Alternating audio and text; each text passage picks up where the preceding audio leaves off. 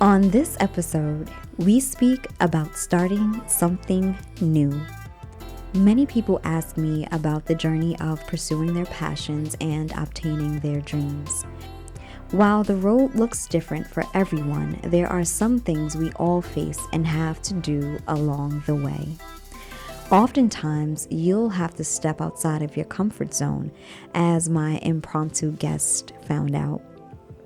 Tune in as we discover how to get from where we are to where we want to be, right here on LifeClub. I'm Tashima Jones. Welcome to LifeClub. I genuinely believe personal development unlocks the door to the abundant and wonderful life we all already have. I also believe we must be intentional about seeking out that life in order to find and fulfill it. I am so grateful your journey of discovery has led you all the way here. Let's keep moving forward together. Once again, welcome to Life Club with me, Tashima Jones.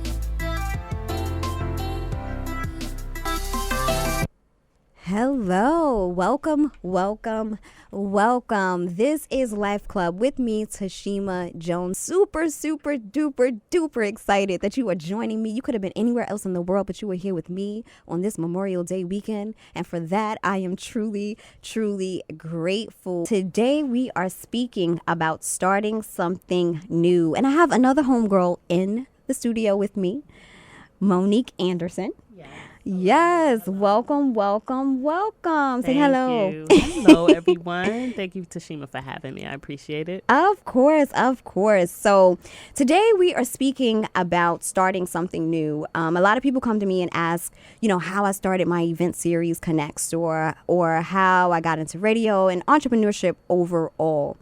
And what I've realized is that I just started, but it came from a space of desiring change, desiring to know who I am, desiring to know, why I am here, desiring purpose. And then on top of that, I have a son. So it's kind of like, well, how you going to grow up and you got to help somebody else grow up?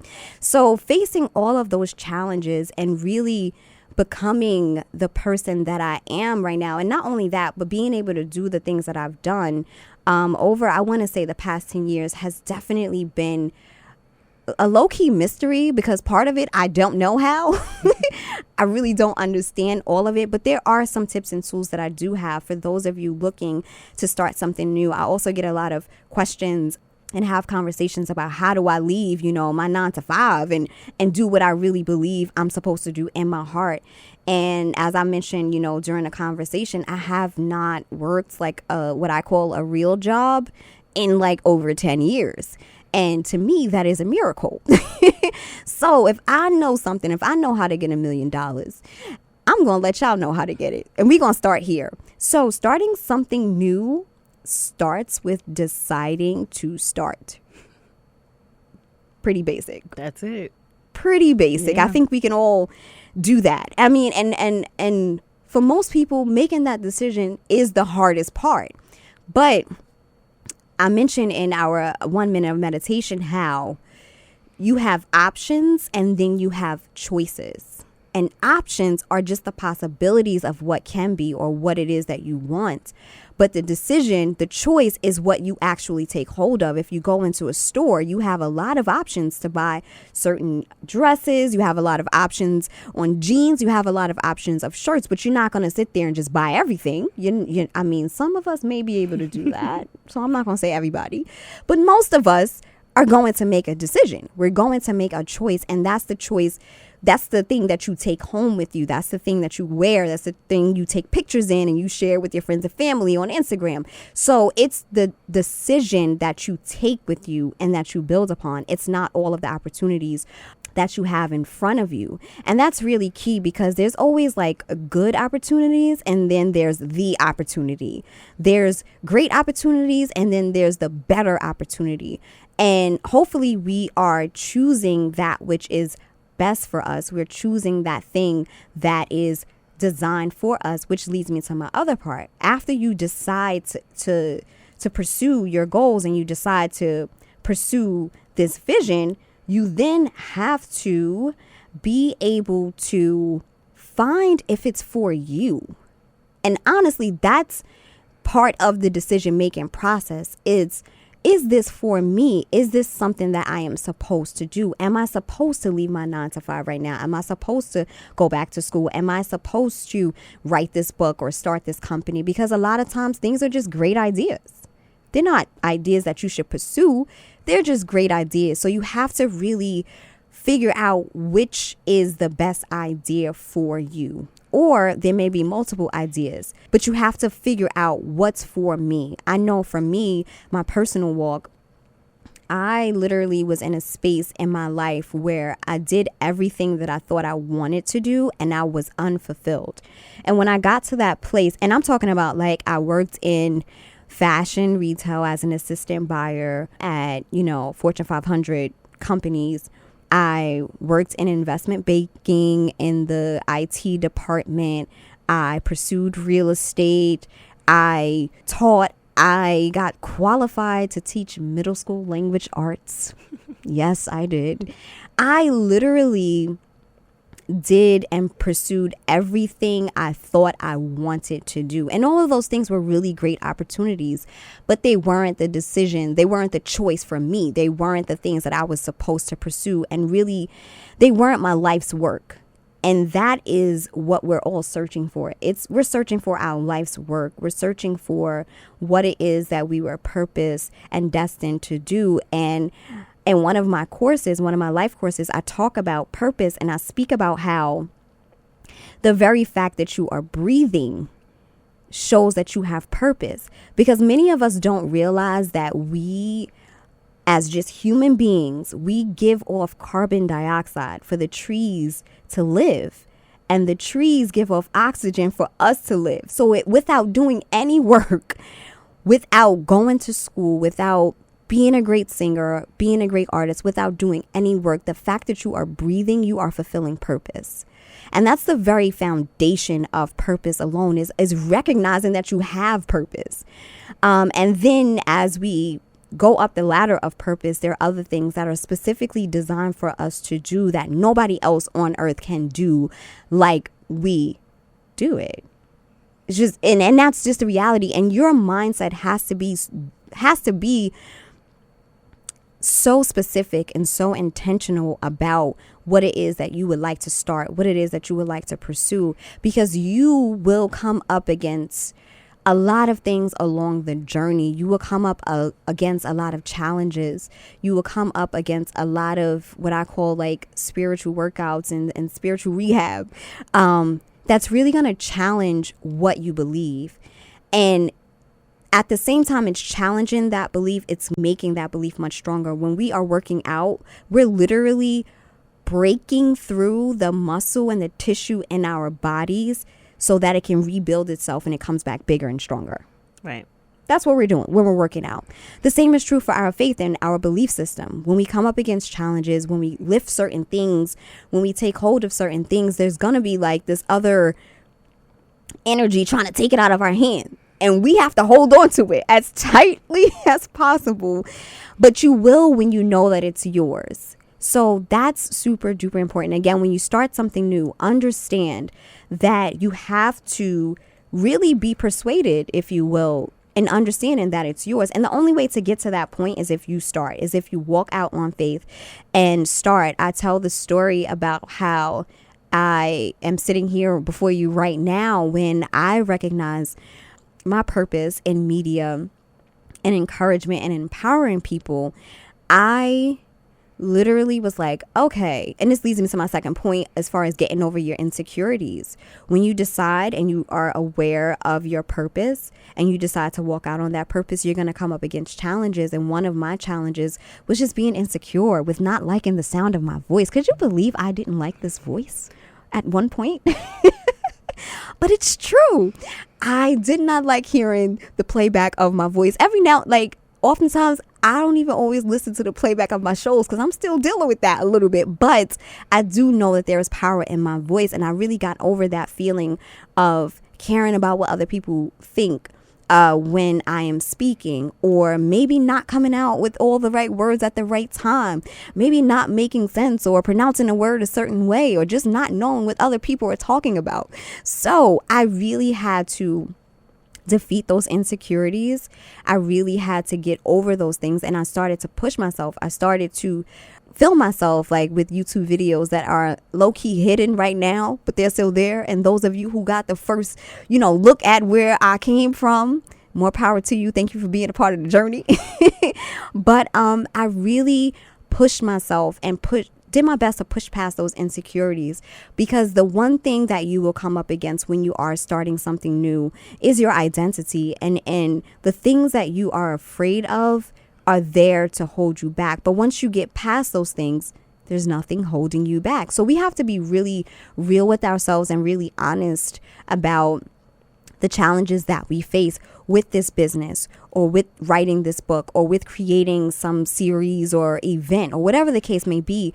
We have to ask ourselves the hard questions as to what are my insecurities, or what's really holding me back. Because the hardest part is getting the idea. I think that's the hardest part of really obtaining anything, is having the idea implanted into your mind. Because once it's there, you have the power to make it come to pass.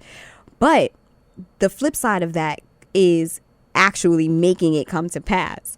And you will be a frustrated somebody having this idea on the inside of you and not giving birth to it. Like a lot of us are walking around 11 and 12 months pregnant in these streets because we got this thing inside of us that we are not allowing to actually break through and become real and naturally manifest it. You want to share anything? Yeah, okay. I actually wanted to just to go back to your first point real quick. Just a part of just starting, and I think a lot of people too feel like they don't know what they have to offer. They don't know what their gift or their talent is, or what it is that they bring to offer to the world. And because I'm currently working on a book right now, and it aligns with this topic. With just even the first chapter is about, it's called Finding Your Oil. And it's about, it's to let people know that God didn't send any of us here empty. We are not empty vessels.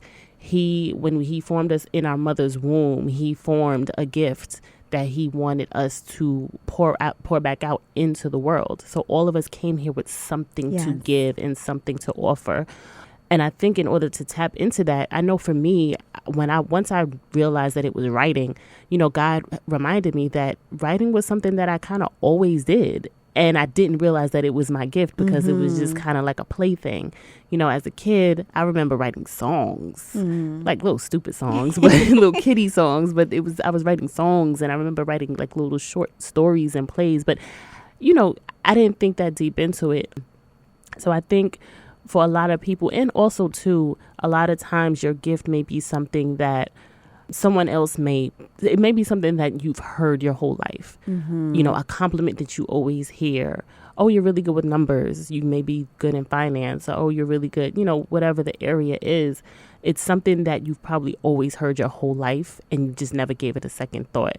So I think people need to really just dig deep into finding that thing and have good people around you that can tell you and remind you and point those things out of what your gift and your purpose is. Definitely. And I agree.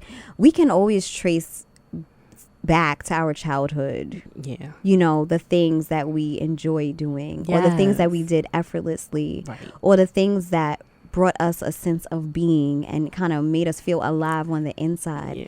And I think part of the reason why a lot of us don't pursue those things is because we don't see the financial gain attached to them. That's very true. Very, very true. Because we're taught to get up, go out, go to school, make money, right? Like, and just like you were saying, because I started out in fashion too. I worked in the industry for 12 years, and when I tell you I was driven, I said, I'm going to make 6 figures by this age. I'm going to be the senior vice president of whatever, I was driven by status and money. And just like you, I was miserable. Yes. And I got to a place where I was like, okay, there has to be a bigger purpose. There has to be a bigger reason why I'm here. I'm not here just to wash denim. I worked in denim for forever. I was like, So yeah, I had to get to a place where I was like, nah, like there's a bigger reason than just this. Yeah, and I mean, the thing about it is that opportunity and gifts come in different sizes, clothes, patterns, all that good stuff. So when we speak about being in a situation that doesn't bring us joy, that very same situation could bring somebody else all the life that they need, you know? So going back to that point of knowing where you're supposed to be, knowing what you're supposed to be doing, and that knowing on the inside, that peace, that vibrance, that awakenness, if you will, on the inside is a key indicator as to what we should be doing. Yes. And sometimes we ignore that, again, because there's like not a financial gain attached to it immediately, or we may not even feel like we have the resources to start this thing. There's so many reasons as to why. And the biggest reason is because of the way that our society and culture is set up. And if you go into different cultures or you go into different nations, there's always a system of doing things. You know, but it doesn't necessarily mean that you have to go along with that system. Right. It's just the way the majority of the people in this culture, in this society, have chosen to go through things. And human beings, we're always trying to figure out something. We're always trying to make things comfortable. And make sense. Like we have to make it make sense, right? Everything has to make sense. So we get off track. And I truly believe that faith is our lost sixth sense. I truly believe that we just kind of cut that out because it was something that we couldn't, you know, it wasn't tangible. Yes, it wasn't tangible. So we're not even going to use this anymore. But I truly believe that we have a sixth sense, and it is called faith. And that is the very thing that we need to use to start to make that decision. And there is just this knowing on the inside of us. You know, people are like, well, how do you know? You just know. You know. And I'm not even going to sit here and try to act like I know how to even explain that to you other than telling you, you just know. When it won't leave you alone. Yes. When it won't leave you alone. When it keeps coming back up. You know, when it scares the crap out of you. Yes. Because even, you know, when God put it on my spirit to write this book, I was like, God, first of all, I haven't been in this walk with Christ that long. Like, who am I to tell other people how to pursue your purpose? I'm still trying to figure this out. Like, I didn't feel qualified. I felt like this mission and for my life was just too big for me. You know, like, who am I to write a book? Who am I to influence people? But then it kind of goes back to what you were saying also, your identity. Like, who I thought of myself is not how God sees me. So I had to change that in my mind. Like, okay, how I see myself is not how God sees me. It's not how he created me. Like, he has so much more for me than I could even imagine. So I just really had to get out of my own way. Yeah. Get out of your own way. Yes. That's still my biggest thing. Yes. And, you know, so just, you know, running it down for everybody, we are speaking about starting something new. The first part is to start. Decide to make a decision to pursue. And once you do that, you start to get over your insecurities, start to deal with how you see yourself, start to deal with what it is that scares you about the process. Because oftentimes we try to skip that step, and we're always going to come back to that step if we don't face it head on. And I'm talking about relationships. I'm talking about business. I'm talking about school. I'm talking about real life stuff in order to start something new, even if that's just moving to another city. Well, am I supposed to be here? Make the decision. Get over the fears that you have. Whatever the case may be, these are tips and tools that you can truly apply to anything when you're starting something new. So going back to your point of being qualified. Now, Steve Jobs says this thing about when you start to realize and you look at the room that you're in, you start to see that everybody in that room is just like you. You realize that you can start anything. Like, nobody's any smarter than you. That's so true. Nobody's any smarter than you. And there's a difference between wisdom and education. Because you can be you can have all the degrees in the world, but if you don't have the wisdom to know how to apply what you know, it's just, you're just a walking textbook. Sorry for all of our professional students out here in these streets. But it is a reality that we face. And whether you graduated from high school or not, whether you went to graduate school or not, if you have the idea and if you have the vision, you can make that thing come to life. There's so many millionaires and even billionaires who have grade school level education. Never went to college. Never even finished elementary school. Yeah. If you really look into, the billionaires and the millionaires of our society. So stop discounting yourself. Stop disqualifying yourself. And if you don't feel qualified, seek qualification. True. It's simple. Because we all know that Google is our professor. I was just about to say that. You can Google anything, okay? So it's like, I think there's, there's word and there's scripture that says write the vision and make it plain. Part of writing the vision is so that it's, for me, when an idea comes out of you on paper, that is the first level of manifestation. Yeah. So that's the first level of manifestation, because manifestation is simply taking something from the spirit world and bringing it into the natural world. So if you take an idea and you write it on paper where you can actually physically see it and show it to other people, you have just started the manifestation process. And then you build upon that process as you go. So if you feel as if you're not qualified, seek qualification, seek out things that you need to know. And first and foremost, that qualification comes from spirit. So don't ever feel as if, I remember when I first started, first of all, Tashima Jones Media has been so many names prior to what it is now.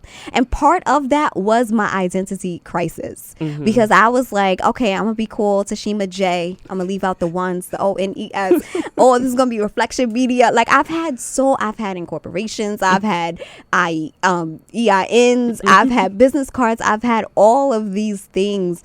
And it was to this point where it was like, who are you? I am Tashima Jones. Put that media on the back. There you have it. It's simple. Don't overcomplicate it.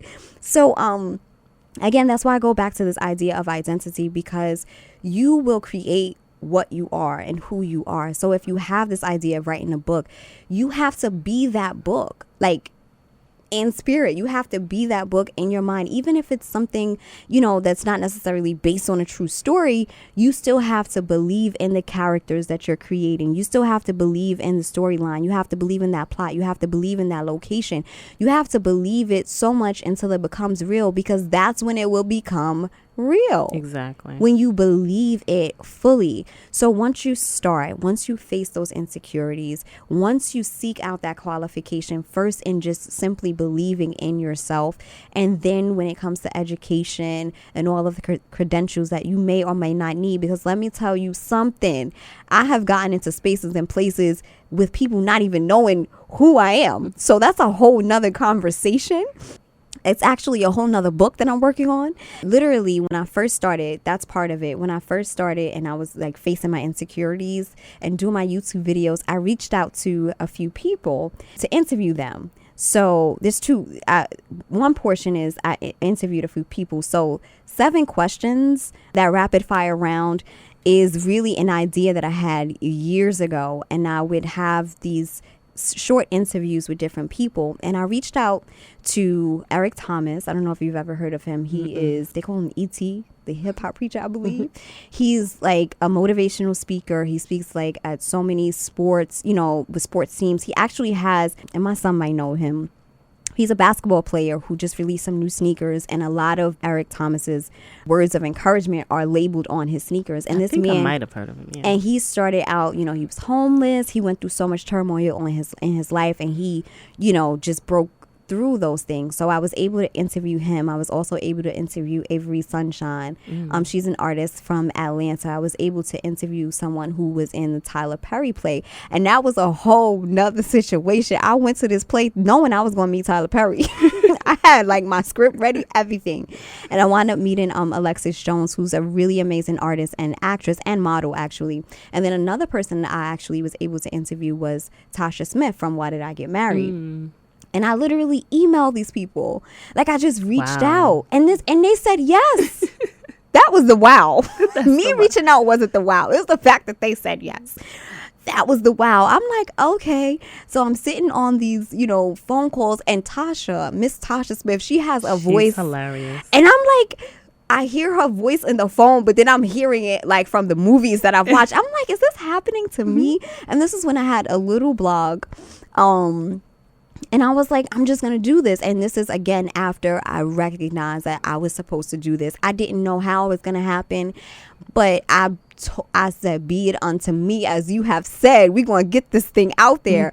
And I started reaching out to other people. And then someone else I actually reached out to was Miss Michelle Obama. Stop. I sent a thank you card to a few people, and she was one of them. And I just said, thanks for all you do. I have my website on the back. That was it. And then I'm on my way driving home. This is when I lived out in Georgia. I'm driving home, and my sister calls me. She's like, Tashima, you have a letter from the White House. What? And I'm like, really? So I get home, and there's this letter from Miss Michelle Obama. Oh, my God. And I'm just like, okay. So one of the very things that taught me was that you can say yes, you can say no, but I will not be ignored. So that was one of the things. But it also motivated me. It was a breadcrumb where it's like, nobody knows about little old Tashima Jones. I barely knew myself at the time, but I knew that if I had an idea and I put action to it, right, I can sow it and it'll bring something in return. Right. And that was something, those little things were things that kept me going on the journey. It was like, okay, this is real. Yeah. And that's the part that we really come up against, is really understanding the reality of what we're thinking in our consciousness and what we're experiencing in the world and the natural. And those two things have to eventually come together. And I think sometimes we have this struggle of believing in something at the conception of it because we can't see it, we can't touch it, we can't taste it, we can't smell it. But that's the hardest part, is really, really getting it out of you. And you have to believe in it so much that you get to that point where it starts to reach other people. Exactly. And it starts to touch other people. And then you realize, okay, this is real. So I can really, really do this. And this leads me to the creative process. There is no creative process. I'm just going to be real. There is no creative process. It's kind of like this, just a whole, I call it like cake mix. It's like you have eggs, you have flour, you have oil, you have all these little ingredients that look like just mush, and then you just put it in the oven and it just comes out and it just tastes good. Because if you had all of those ingredients like raw eggs, like people do, sip raw eggs every now and then. I'm not one of them. So most of the time, these ingredients, they don't look like much when you have it, like the idea, the business plan, just writing in your journal or starting out with your website. Like, they don't really look like much. But over time, you put it in that oven, you want to have something real tasty. If you're patient and you give it time and you put energy into it, it will manifest itself. Yeah, it definitely will. That's a very good analogy though, because like you said, like when you're in the beginning process, it's gonna look like a mess. You're gonna feel all over the place. Like even with the process of me writing this book, I often feel guilty because I don't have like a writing schedule, if you will. I always say, okay, when I get home from work, I'm going to write between this time, and it just never happens. And I can't even say, like, I don't have a creative process to my writing. When something drops into my spirit, I just do it. And it kind of feels right now all over the place, but I know, like you said, you have to believe it. And I believe, and I can see it. I can see my book in the end. I see my book cover. I see it on shelves. I see it come into fruition. So you kind of just have to trust that process, even if it looks a little muddy. You definitely just see the end result and trust that and believe in that. Definitely. And again, just going back to this idea, for example, the guys who started Google, they had like $1 million check before they even had a bank account. And that is because they were so focused on creating the thing that it wasn't about having the business card or having all these things. It was just the thing at one point. And then they woke up and this thing is like bigger than they probably even ever imagined. And I love people's stories. And part of their story is that one of the founders had a dream that he could download the entire internet. Wow. He literally had a dream while he was sleeping. He was I believe he was an engineer student. I believe it was at Stanford. I think both guys came from Stanford. They actually left college and just pursued Google as we know it now. But he literally had a dream that he could download the entire internet. And that is what Google is. You search it and it brings you all of the results that are out there on the World Wide Web. Right. So the term, like, he kind of took the term follow your dreams literally. He did. And this is where we have, Google. And the same is true for so many of the people that we admire. They really followed that vision on the inside of themselves. They really followed what they believed they were called to do. And they brought it out of them. And we have to understand that we are all co-creators. And that's the missing link, in my opinion, when it comes to truly pursuing your dreams and pursuing your goals and bringing something into the real world. It is truly having a vision to begin with, having an idea to begin with, and then developing that vision. Because what I've noticed is that by me pursuing my vision, I found myself. Yeah. I really found myself, because when you are believing oftentimes by yourself in something that you believe you're called to do, you're not going to always have a cheerleading section. You're not going to always have people who believe in that vision with you. So when you feel as if you're standing alone, you almost have to believe in yourself. You have nothing else to lean on but you. You have to believe in yourself, and you have to believe in your purpose. If you are just tuning in, this is a Life Club with me, Tashima Jones. I got my homegirl Monique in the building today. Y'all. We are speaking about starting something new. We talked about the decision to just start and pursue. We spoke about getting over our insecurities. We also spoke a little bit about the creative process and truly becoming qualified, first in your thinking and then in your skill set. Last but not least, I wanted to speak about practice. I have been practicing this very moment for the past 10 years. Literally, I have been practicing everything that I am doing now. And that's the idea of practice, is to do something over and over and over again. Even doctors have a practice. They are still practicing, people. So sprinkle a little prayer on that when you go to the doctor. Anyway, this idea of practice is so vital, because oftentimes when we get an idea and we start, we launch out on it and we start doing these things, we expect trees to just grow overnight. One of the things that I love about bamboo trees and like palm trees is that they grow roots deep into the earth before you even see a sprout of their leaves. And for every inch deep that they are in, they grow just as tall. So when you see palm trees, understand that their height, the height of the tree that we see, is just as deep as their roots run. That's a word. And one of the other things about palm trees is that they run so deep into the ground because they're looking for a rock to wrap their roots around. And that's why they're so flexible. It's because they're so rooted and they're anchored to this rock. That's something to just meditate on right there. Yes. So it is so important for us to understand that practice, as we've heard it before, makes perfect, but it also builds your patience, and it also allows you to become the very thing that you are trying to manifest and you're trying to pursue. And it's kind of like Life Club with Tashima Jones is just a manifestation of who Tashima Jones is.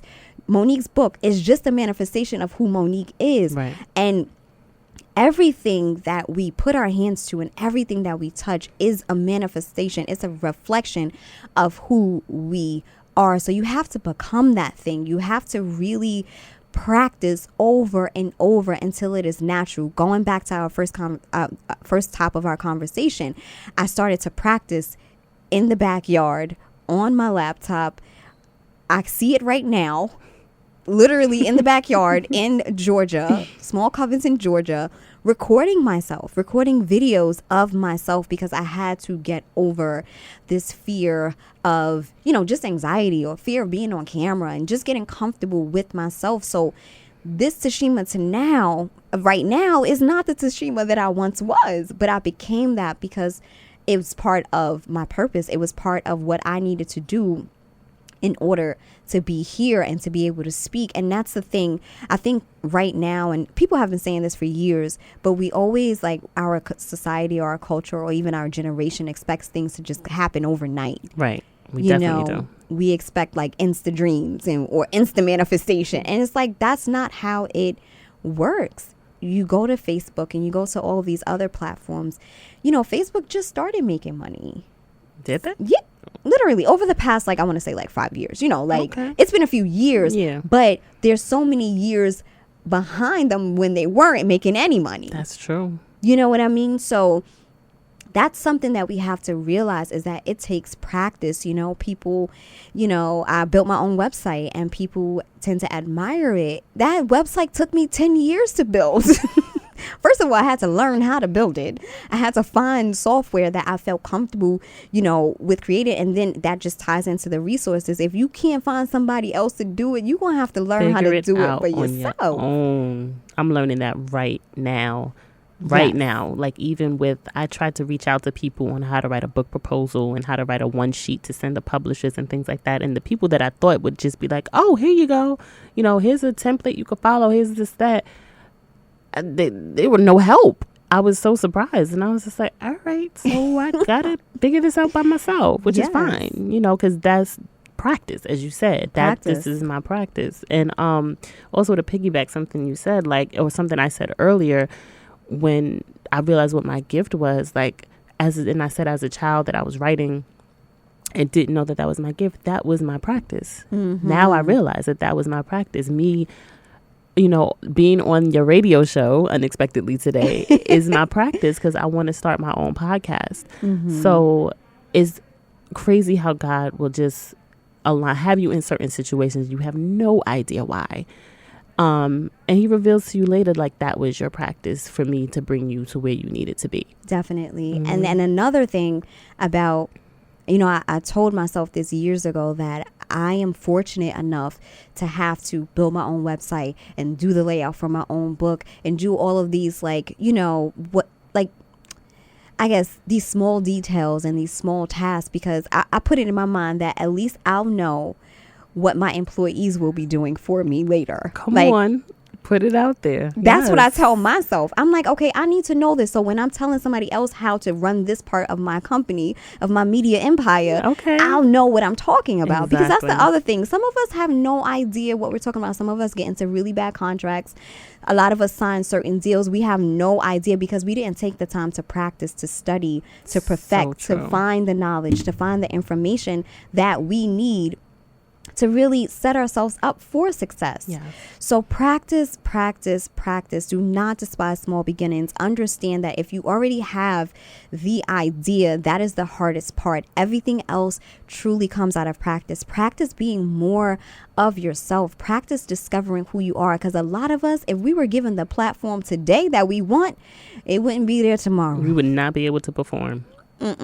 It would not. I know personally, if I had the platform that I truly believe is mine 5 years ago, 10 years ago, even now, it wouldn't be all that it's supposed to be, because I'm still in that part of practice. And the amazing thing about it, Lauryn Hill once said that we master certain levels and then we are students in certain levels. We master and we learn. We master and we learn. And sometimes that's happening.